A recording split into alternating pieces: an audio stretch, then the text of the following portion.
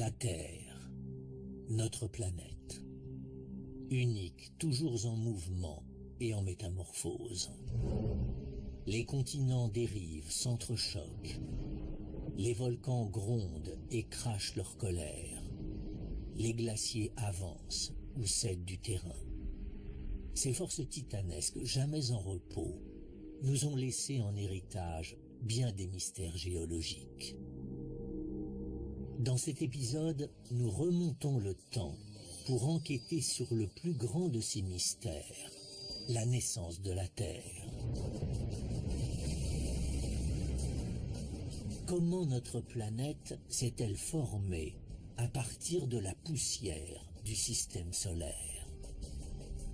Comment la roche en fusion s'est-elle solidifiée? Comment nos océans se sont-ils remplis d'eau? Comment la vie est-elle apparue sur le globe? Voici les premiers chapitres de la saga des origines de la Terre.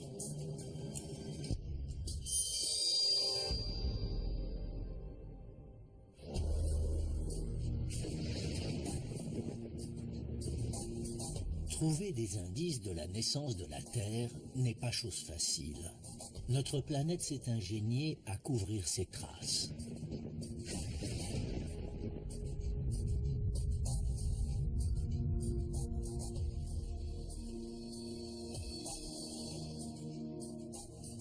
Des milliards d'années d'érosion, d'activité volcanique et de dérive des continents et des océans ont détruit pratiquement toutes les pistes sur les premiers stades de son développement. Découvrir quand et comment elle s'est formée est un défi majeur pour les géologues. Quand les géologues ont commencé à se demander quel était l'âge de la Terre, ils ont recherché les roches les plus anciennes. Ils ont découvert alors que plus ils remontaient dans le temps, plus elles étaient rares. En quête des plus vieilles pierres de la Terre, les investigateurs explorent le paysage désertique du nord de l'Arizona. Ce trou géant, c'est Météore Crater, qui résulte de la chute d'un énorme météorite. Nous ne possédions pas de roches du tout début. Où en trouver? Nous avons pensé alors aux météorites tombées sur Terre. Ici, les géologues font une découverte capitale. Les météorites sont plus âgées que toutes les roches terrestres. Elles détiennent donc le secret de la formation de la planète. Et si les roches les plus anciennes viennent de l'espace, c'est dans l'espace que notre enquête doit commencer.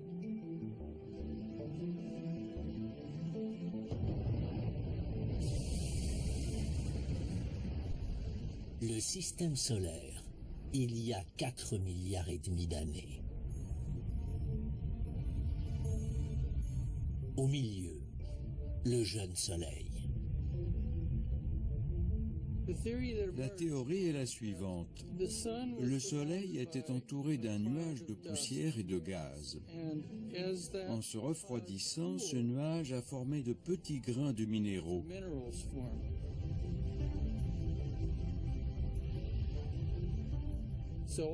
Et tous les petits grains qui flottent dans ce nuage gazeux tournent autour du Soleil en se percutant. Mais cette théorie est bancale. Comment expliquer que de minuscules grains de minéraux qui se heurtent puissent créer un objet de la taille d'une planète? C'est alors qu'en 2003, une expérience à bord de la Station spatiale internationale fournit par hasard une nouvelle piste extraordinaire. L'astronaute Don Pettit veut voir comment réagissent différentes substances en situation d'apesanteur. Il verse du sel dans un sac en plastique et le secoue. Le résultat est sidérant.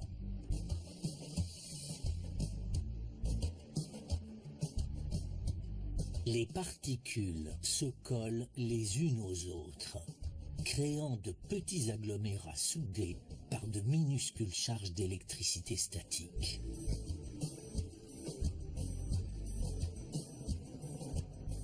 Si des grains de sel restent unis dans l'espace, les grains de minéraux de la nébuleuse solaire le peuvent aussi.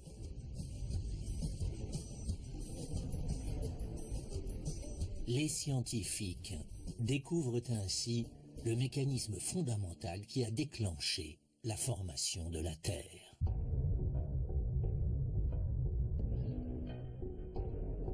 À force de se percuter et de se coller, les grains du nuage de poussière solaire finissent par devenir de petits cailloux orbitant autour du Soleil. Au cours des quelques millions d'années suivantes, certains se heurtent et grossissent. Nombre d'entre eux sont toujours en orbite autour du Soleil aujourd'hui.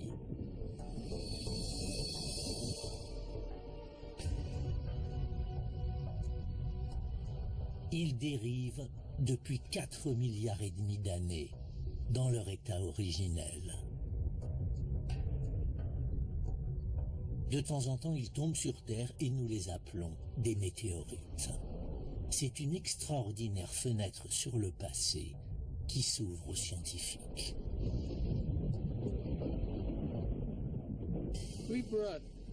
J'ai apporté une météorite de type pierreux. On la coupe en deux, on l'ouvre et on regarde l'intérieur qui offre une belle surface plane. Pour un minéralogiste, elle recèle toutes sortes de merveilles. Cette météorite contient des minéraux et des métaux provenant de toute la nébuleuse solaire. Nous voyons là un assemblage de toutes ces matières très anciennes qui flottaient autour du Soleil dans la nébuleuse de poussière et de gaz. En se heurtant, elles se sont peu à peu agrégées en corps solides, de plus en plus gros. Graduellement, des milliards de roches comme celle-ci grossissent au cours de leur rotation. D'abord de la taille de rochers, puis grandes comme des maisons, elles ne cessent de grandir. Et lorsque l'un de ces corps atteint environ 800 mètres de diamètre, sa gravitation devient suffisamment forte pour aspirer d'autres corps célestes.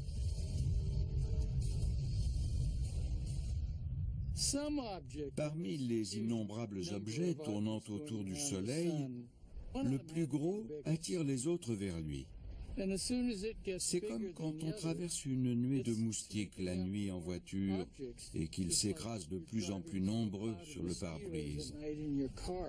Plus l'objet est gros, plus il grossit vite. Et plus il grossit, plus sa force gravitationnelle est grande, ce qui attire les autres. Le plus gros se détache et grossit encore plus vite. Mais les géologues savent que la Terre définitive n'est pas que cela. Sous la surface, elle est divisée en enveloppes distinctes. Une croûte mince, puis une énorme couche de roches denses, nommée le manteau, et enfin au centre, un noyau de fer et de nickel. Un événement extraordinaire a dû se produire qui a transformé l'intérieur de la planète. Aujourd'hui, les scientifiques pensent que juste après sa naissance, la Terre a complètement fondu.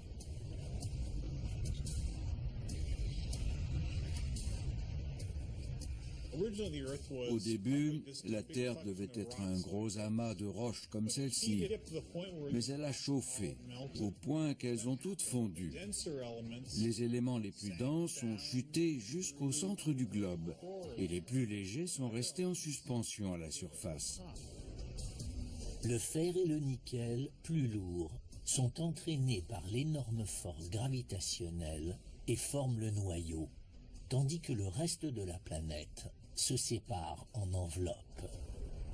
Les géologues se sont longtemps demandé comment cette gigantesque masse de pierre et de métal avait pu s'embraser dans l'immensité glacée de l'espace. Nous pensons que c'est par l'incorporation d'éléments radioactifs brûlants. Ils flottent dans l'espace pendant l'accrétion de la Terre et certains de ces matériaux d'une chaleur intense y pénètrent.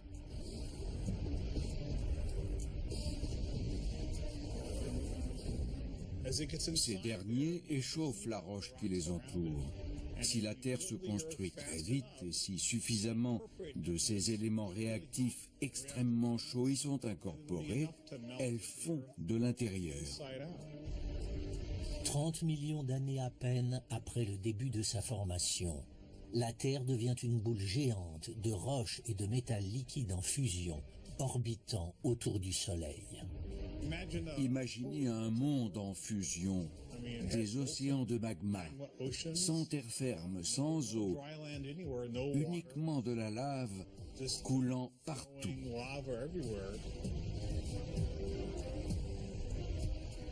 La température de cette terre de feu atteint 1100 degrés. Mais à la lisière de la planète, le vide spatial est à moins 268. Près de 1400 degrés de moins. À la surface, la roche ne peut pas rester fondue très longtemps. Elle refroidit de l'extérieur. Une croûte commence donc à se former comme celle qui recouvre une blessure. La roche est encore très chaude, mais peu à peu le refroidissement gagne en profondeur.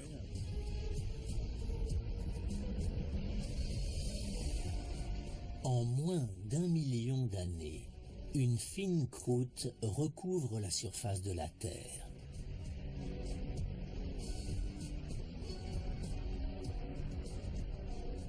Mais les volcans crachent toujours de la lave et des gaz mortels. Les météorites s'écrasent en un bombardement incessant. La planète a encore bien du chemin à faire avant de pouvoir accueillir les continents, les océans et la vie. Pour les scientifiques qui enquêtent sur la genèse de la Terre, le dossier commence à s'étoffer. Les grains de sel de l'espace révèlent que sa formation a débuté par l'agrégation de fragments de la nébuleuse solaire. Quant aux enveloppes internes du globe, elles prouvent que peu après sa naissance, la protoplanète a complètement fondu. Nos investigateurs ont donc élucidé une partie de l'énigme. Mais il manque encore une pièce essentielle à ce puzzle géant. Ils ne connaissent toujours pas l'âge de la Terre.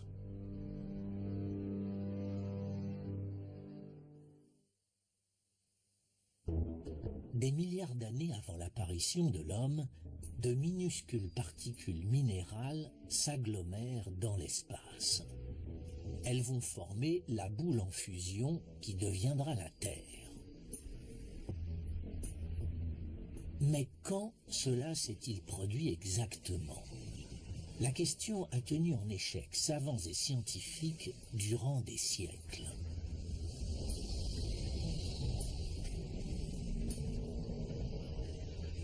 En 1650, l'archevêque irlandais James Ussher additionne l'âge de tous les prophètes et des rois de la Bible. Ces calculs le mènent à une conclusion des plus précises.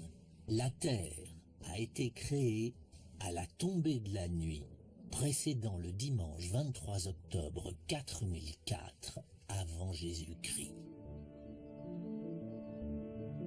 100 ans plus tard, les géologues comprennent que ces épaisses couches de sédiments et de lave volcanique ont dû s'amasser sur des millions d'années et non des milliers.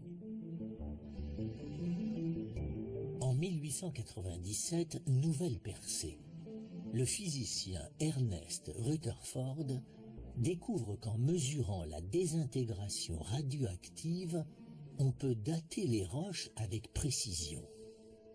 L'on s'aperçoit alors que des échantillons de roches du monde entier sont âgés non pas de millions, mais de milliards d'années. Mais dans la course à la datation de la Terre, les scientifiques se heurtent à un obstacle de taille. Les toutes premières roches de l'histoire de la planète sont extrêmement rares. Les géologues ont beaucoup de difficultés à trouver des traces de ces premiers jours à cause de l'érosion par les pluies et de la tectonique des plaques qui détruit les surfaces continentales. Il nous est impossible de trouver des roches remontant à cette époque. Au début des années 1950, le géologue américain C.C. Patterson tente une nouvelle approche, les météorites. Il sait que ces dernières proviennent de l'accrétion des mêmes grains de minéraux qui ont formé la Terre, et que cela s'est produit à la même époque. Par conséquent, s'il parvient à dater une météorite, il devrait obtenir l'âge exact de la Terre. En 1953, il se rend à Meteor Crater en Arizona en quête d'échantillons. La météorite qui a creusé cet énorme cratère faisait environ 50 mètres de diamètre. Elle a percuté la planète à une vitesse fulgurante. Les objets qui entrent en collision avec la Terre ont une vitesse moyenne de 15 à 25 km par seconde au moment de l'impact. Ils engendrent une pression et une onde de choc colossale, ainsi qu'une énorme explosion. La météorite s'écrase avec la force d'une bombe atomique de 2 mégatonnes. L'explosion en désintègre la majeure partie, mais quelques fragments en réchappent. Voici l'un des morceaux de l'objet qui a creusé ce cratère. C'est du fer pur. Nous le savons parce qu'il est magnétique. C'est fabuleux, ce caillou qui flottait dans l'espace. C'était dans ce genre d'endroit qu'on venait récolter des spécimens pour les premières datations radiométriques des météorites. Et c'est ce qu'a fait Patterson. Les résultats de la datation sont à peine croyables. La météorite est âgée de 4,5 milliards d'années. Ce qui signifie que la Terre elle-même est née il y a 4,5 milliards d'années.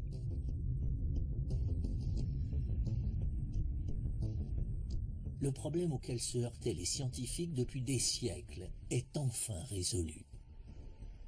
On raconte une histoire apocryphe. Patterson a été tellement enthousiasmé par la date fournie par le laboratoire qu'il a cru qu'il faisait une crise cardiaque. À l'hôpital où on l'a conduit, on lui a dit que ce n'était que l'excitation de sa fabuleuse découverte.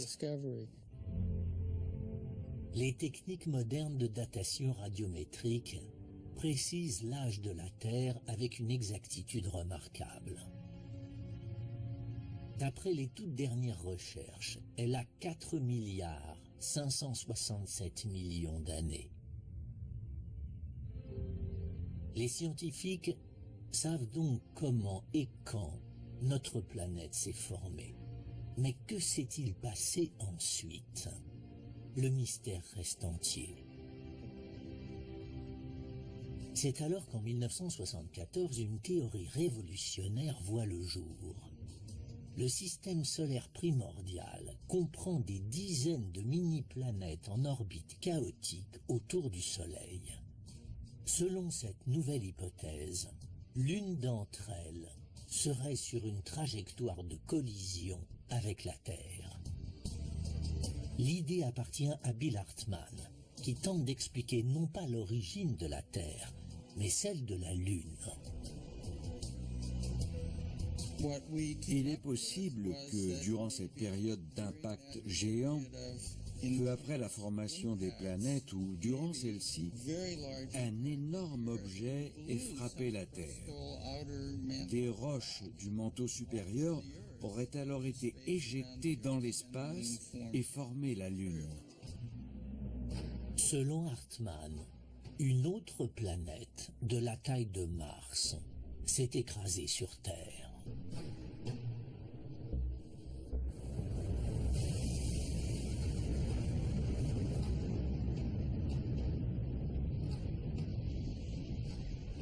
Notre satellite pourrait avoir été constitué par les débris de cette collision. Pur fantasme, s'écrient de nombreux scientifiques. Mais Hartmann détient des preuves.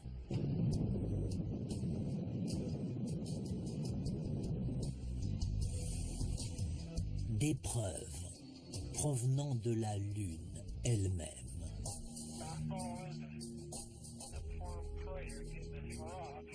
En avril 1972, des images de la mission Apollo 16 montrent l'astronaute Charles Duke luttant pour récupérer un gros échantillon de roches lunaires afin de le faire analyser à son retour.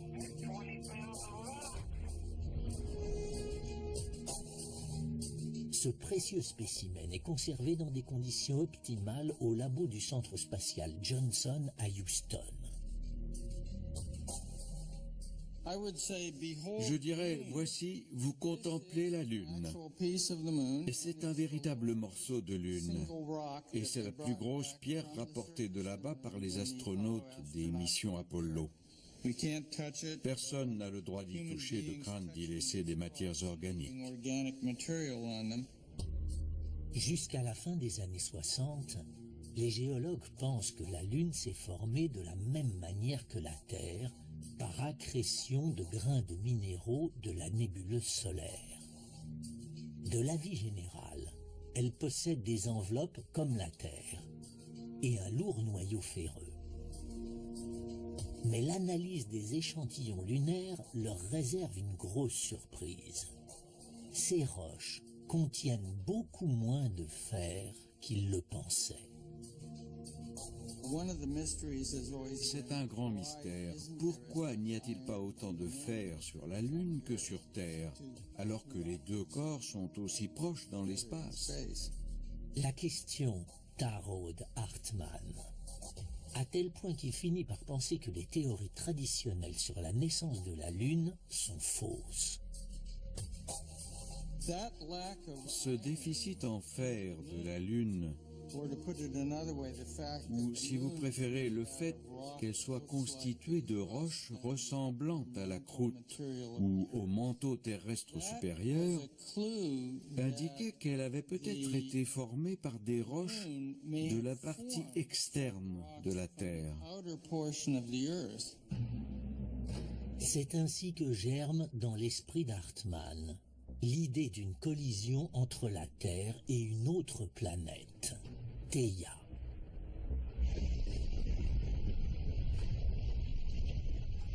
Theia est complètement pulvérisée par la violence de l'impact, et les milliards de tonnes d'écorce et de manteaux terrestres éjectés dans l'espace entrent en orbite autour de la Terre. En quelques milliers d'années, l'accrétion de ces débris forme la Lune.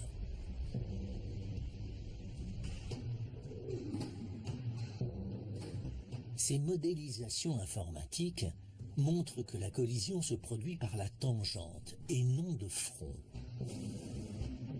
Par conséquent, seules les couches supérieures de la Terre sont arrachées, son noyau ferreux restant intact. C'est pourquoi la Lune n'est composée que de matière rocheuse et non ferreuse.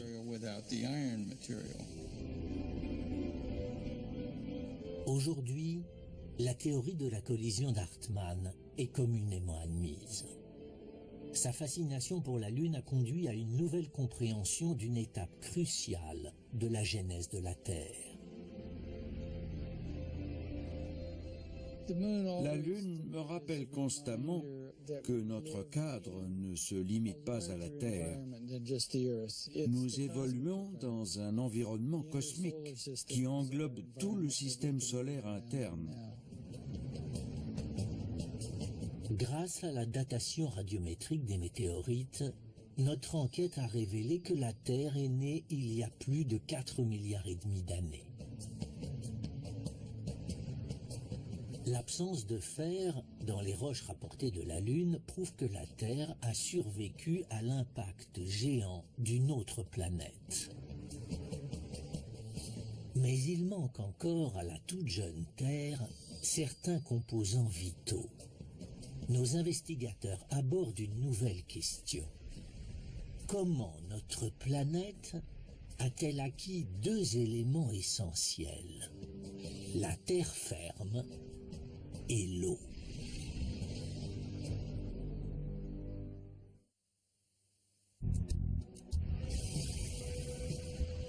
Il y a 4,5 milliards d'années, la Terre naît de la nébuleuse solaire, puis survit à l'impact dévastateur d'une autre planète.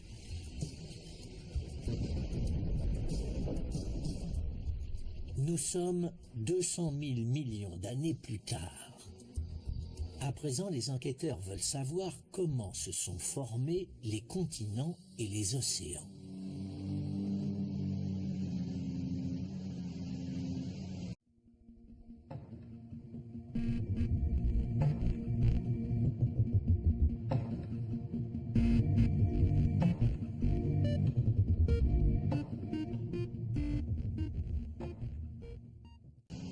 Ils cherchent des pistes sur la rive nord-est de la baie d'Hudson, au Canada.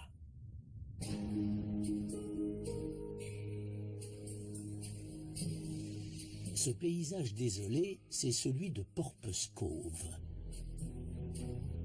site d'une importante découverte scientifique due à la fascination d'un jeune doctorant pour les roches anciennes.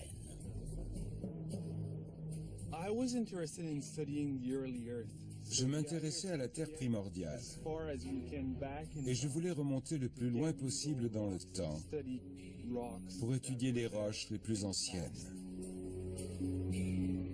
Les géologues savent déjà que les minéraux de cette région du Canada sont extrêmement vieux. Mais au milieu de cette immensité, une petite zone attire l'attention d'O'Neill.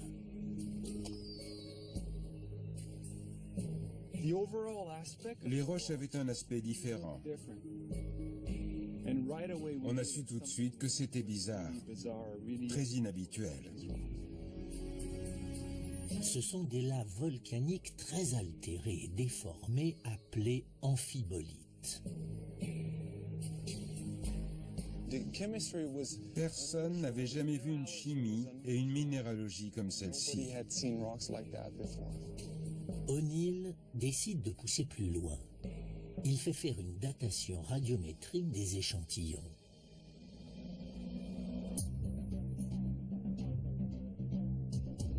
Les résultats sont ahurissants.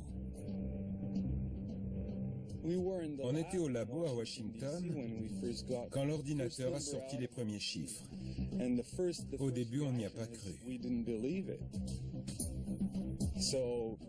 On a donc procédé à une deuxième analyse qui a donné les mêmes résultats, puis une troisième et une quatrième.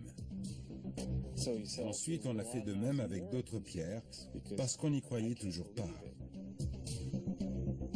Mais cette très ancienne signature revenait à chaque fois. À la fin, on a été obligé de conclure que ces roches s'étaient formées il y a près de 4,3 milliards d'années.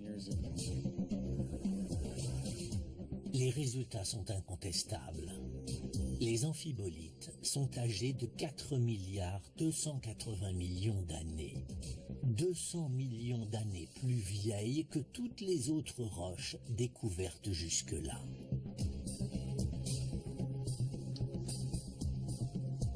Elles sont ce qui se rapproche le plus de la croûte terrestre originelle. Ce sont les plus anciennes du monde. Ici, c'est extraordinaire. On peut s'imaginer près de 4 milliards 300 millions d'années en arrière, quand la Terre était toute jeune, qu'elle commençait à peine à se former. Marcher dans ce paysage, c'est tout simplement époustouflant. Ces roches apportent des indices sur l'épaisseur de la croûte primitive. Les minéraux inhabituels découverts par O'Neill ne peuvent se former que dans des conditions de chaleur et de pression intenses. Ils prouvent que les amphibolites se sont créés à au moins 20 km à l'intérieur de la croûte terrestre. Cela signifie qu'il y a plus de 4 milliards d'années, la Terre possédait une écorce de 20 000 mètres d'épaisseur au minimum. Or, une telle épaisseur implique l'existence de continents.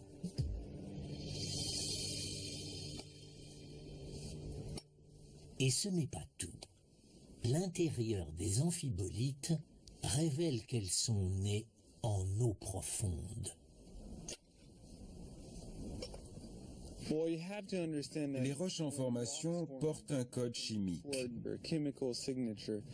Notre travail consiste à le décrypter. Selon l'endroit où les minéraux se sont formés et le contexte géologique, ce code diffère. La signature chimique des amphibolites est unique. Elle prouve que lors de leur formation, la Terre avait non seulement une croûte solide, mais des océans.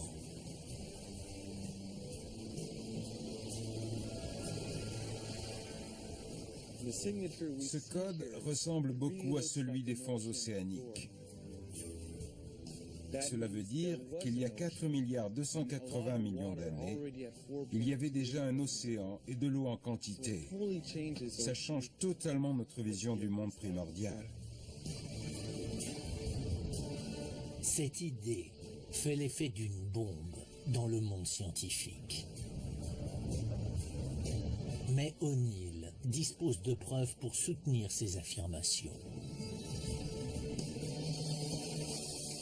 Car dans la même séquence de roches anciennes, les géologues ont découvert un autre minéral inattendu, des formations de fer rubané.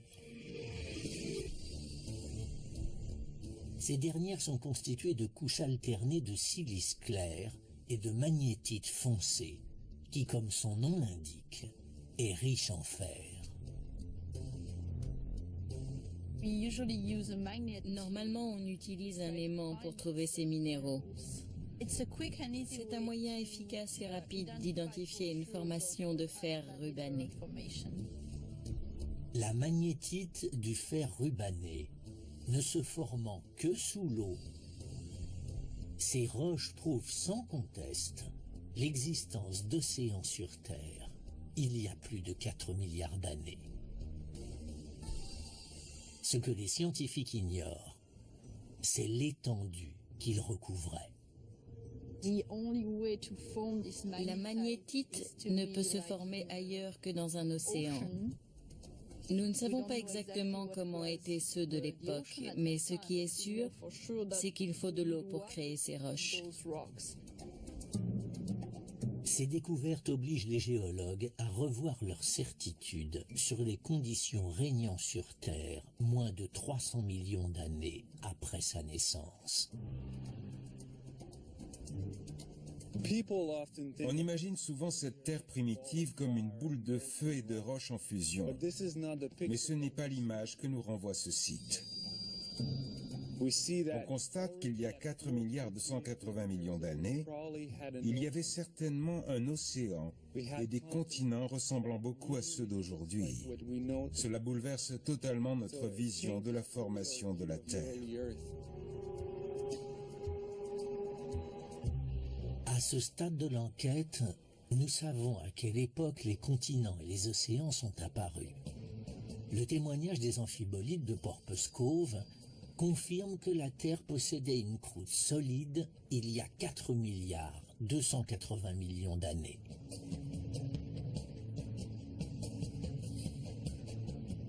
Les formations de fer rubané de ces mêmes roches confirment la présence d'océans à la même période. Tous ces éléments soulèvent une nouvelle interrogation. Puisque les océans existaient il y a plus de 4 milliards d'années, nos investigateurs doivent déterminer d'où venait l'eau.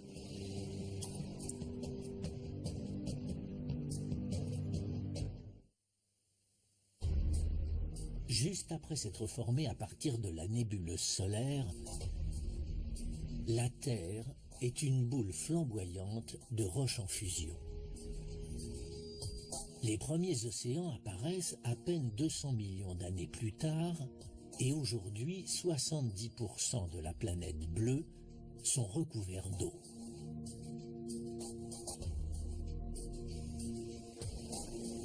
Reste à éclaircir le mystère de la provenance de cette eau.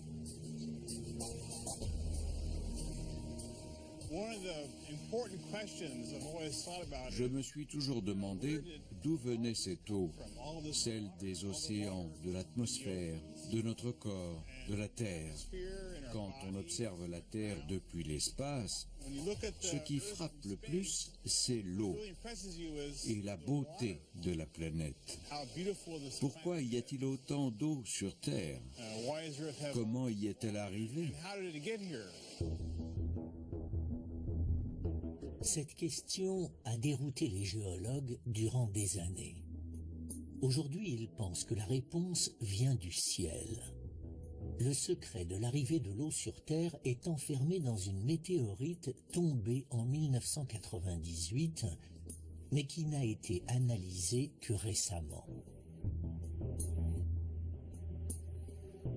Nous avons fait une découverte extraordinaire.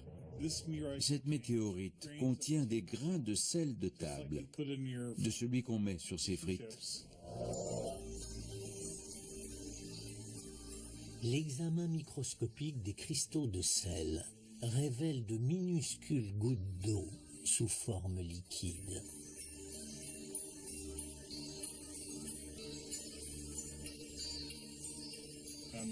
On voit une petite inclusion fluide sur l'écran, une petite goutte d'eau.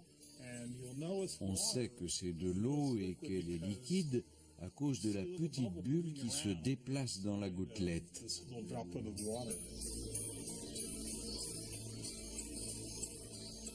Le plus étonnant, c'est l'âge de cette eau. Il existe plusieurs techniques de datation. Si le sel a 4 milliards et demi d'années, l'eau qu'il contient doit avoir au moins le même âge, si ce n'est plus. Ça ne fait aucun doute. Au minimum, cette eau est aussi ancienne que le système solaire.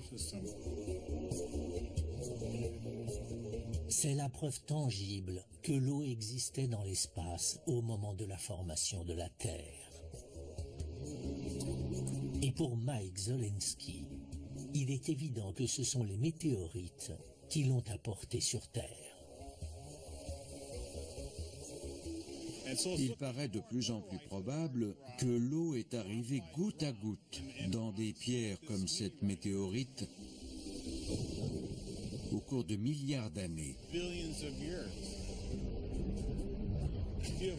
Une pluie quotidienne de corps célestes dont chacun a déposé quelques gouttes d'eau à la fois.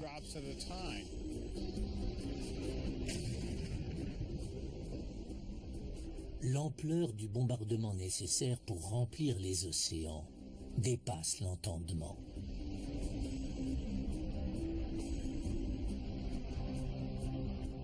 Mais en plusieurs milliards d'années, disent les scientifiques, il y en a eu largement assez pour fournir toute son eau à la planète Terre.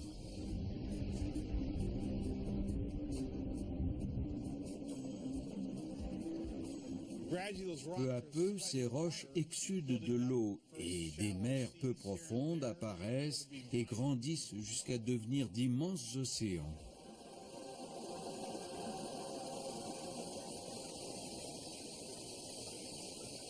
On part de ça pour arriver à ça. Avec des mers et des terres, le décor est planté pour le développement de la vie. La Terre entre dans la phase suivante de son évolution. La vie est un élément essentiel de la géologie de la planète. Sans elle, les roches sédimentaires comme la craie et le calcaire n'existeraient pas. Sans elle, il n'y aurait ni charbon, ni pétrole, ni gaz. La vie a modelé la Terre en profondeur. Mais découvrir son origine a longtemps été un casse-tête insoluble. Il existe désormais une explication dont la preuve se trouve à Allende, dans le paysage désertique du nord du Mexique. Vers 1h du matin, le 8 février 1969, la nuit cède brusquement la place au jour.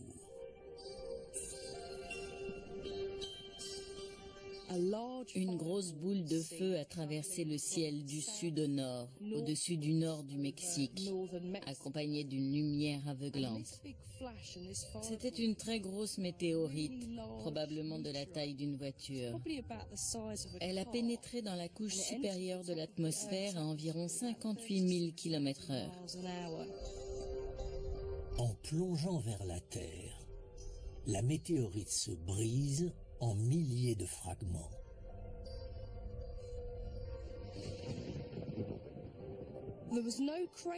La météorite d'Allende n'a pas creusé de cratère. Elle a fait pleuvoir une averse de pierres, dont la plus grosse avait la taille d'un ballon de plage. Elles se sont éparpillées dans ce que nous appelons un champ de météorites, une zone de 50 km de long sur 8 de large, où nous nous trouvons en ce moment. Les innombrables morceaux de la météorite sont disséminés sur une vaste zone de recherche.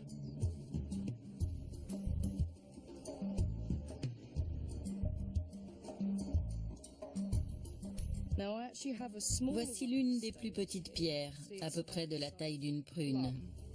C'est une météorite primitive. Cela signifie qu'elle a peu changé depuis sa formation au tout début de la genèse du système solaire.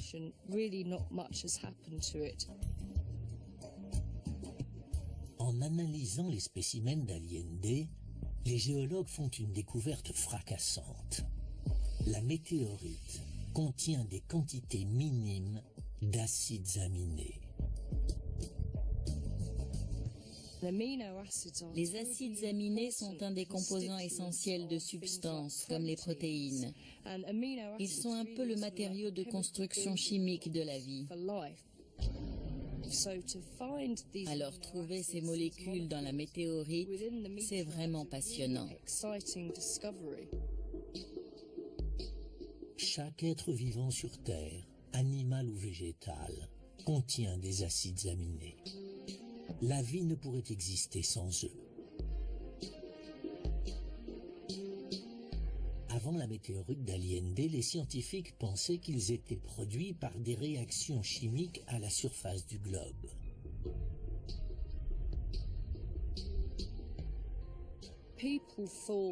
On croyait que la vie avait débuté dans des flaques d'eau stagnantes, quelques centaines de millions d'années après la formation de la Terre. Ou peut-être que la foudre avait causé des réactions chimiques dans l'atmosphère primitive.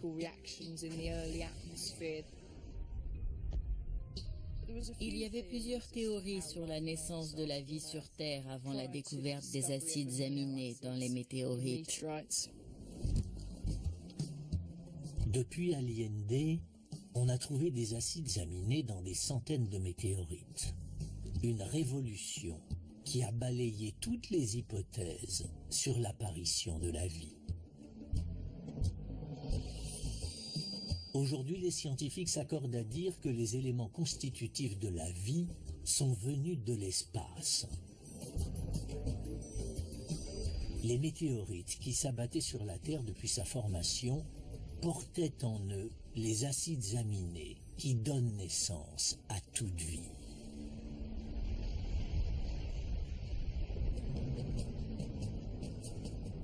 Nos interrogations sur l'origine de la Terre et de la vie sur Terre ont trouvé des réponses.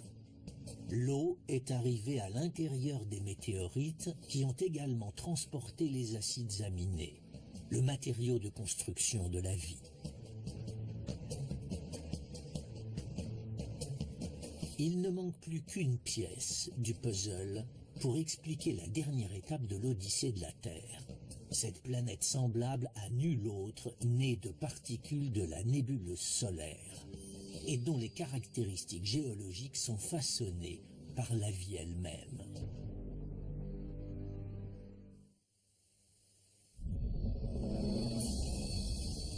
Il y a 4,5 milliards d'années, la nébuleuse solaire donne naissance à la Terre. 200 millions d'années plus tard, les protocontinents et proto-océans apparaissent. Les météorites déposent à la surface de la planète l'eau et les acides aminés nécessaires à la vie. L'enquête reprend il y a 3,5 milliards d'années. De nouvelles formes de vie vont bientôt naître et du fait de leur existence, de nouvelles roches vont voir le jour. Mais la vie, telle que nous la connaissons, requiert de l'oxygène. Et à l'époque, la Terre en est dépourvue.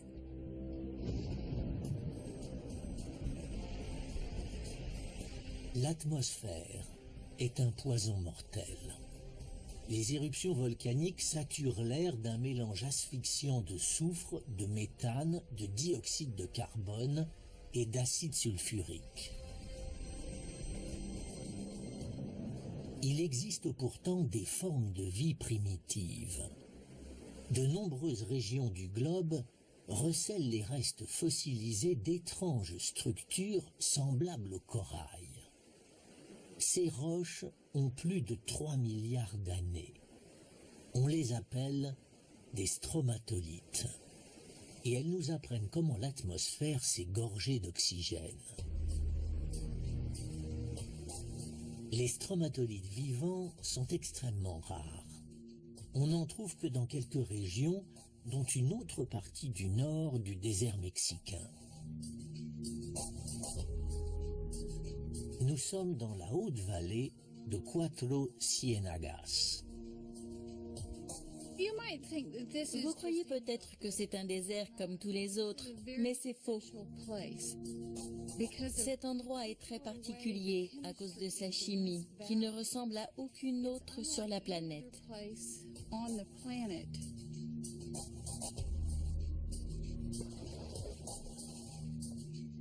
Ce bassin est un véritable laboratoire temporel.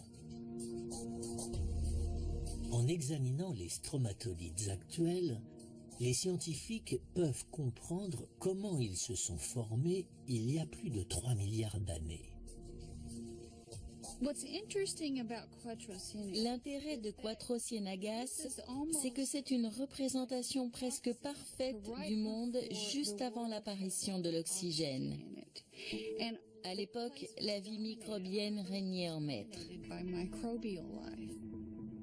Le professeur Seifert a découvert que les stromatolites sont constitués de milliards de microbes, les cyanobactéries. Voici un bloc de stromatolites. Vous voyez la bordure bleu-vert sur ce morceau? Ce sont des millions de cyanobactéries. Ces bactéries vont faire basculer l'histoire de la Terre, car elles possèdent une faculté unique. Elles produisent de l'oxygène.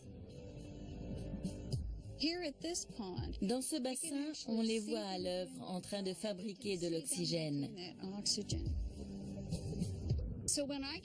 Quand je m'approche à la nage de l'un de ces tapis de cyanobactéries, si je regarde de très près, je vois toute la colonie en train d'en produire. En s'accumulant dans le tapis, celle-ci fait des petites bulles d'air qui remontent à la surface. Et c'est à ce moment-là que l'oxygène est libéré dans l'atmosphère.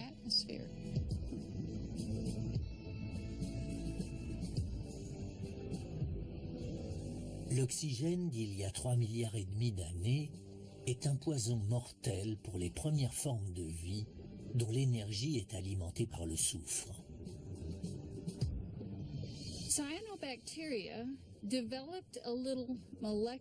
Les cyanobactéries ont développé une petite machine moléculaire qui transforme la lumière et l'eau en un produit dérivé, l'oxygène. À l'époque, aucune forme de vie n'y était habituée, mais à ce stade de l'histoire de la planète, l'excédent d'oxygène a été libéré dans l'atmosphère et le mode de fonctionnement du monde a changé. Le temps géologique est long. Suffisamment de cyanobactéries se développent pour produire des trillions de tonnes d'oxygène et créer l'atmosphère que nous respirons. Elles sont également responsables d'un virage dans l'évolution de la vie.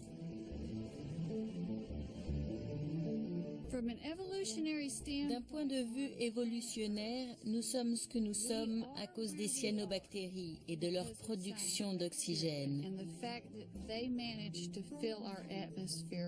Sans ce gaz empoisonné, les organismes complexes vivant sur cette planète n'existeraient pas. Vous et moi, nous ne serions pas là aujourd'hui. Dans une atmosphère chargée d'oxygène, les végétaux et les animaux peuvent se développer. La géologie de la Terre en est profondément affectée.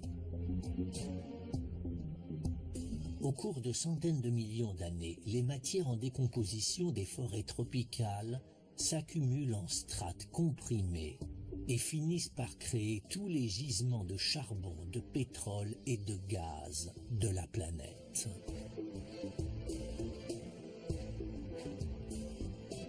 Les roches sédimentaires comme la craie et le calcaire proviennent pour la plupart de squelettes d'animaux marins, amoncelés au fond de mer peu profondes. Sans la vie, la géologie de la Terre serait bien différente.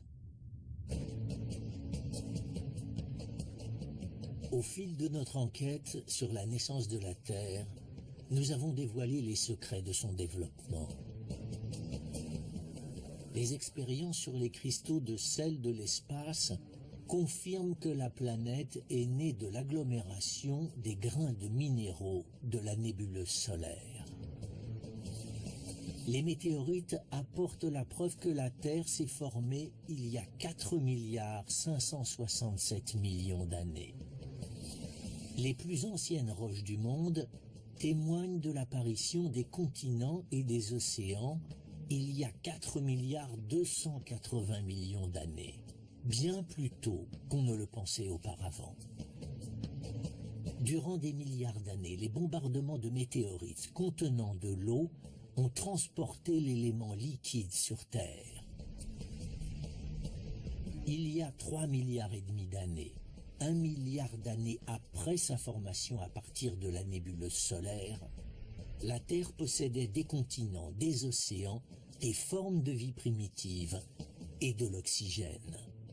Notre monde était achevé, toile vierge sur laquelle des milliards d'années d'évolution géologique allaient peindre les paysages que nous connaissons aujourd'hui.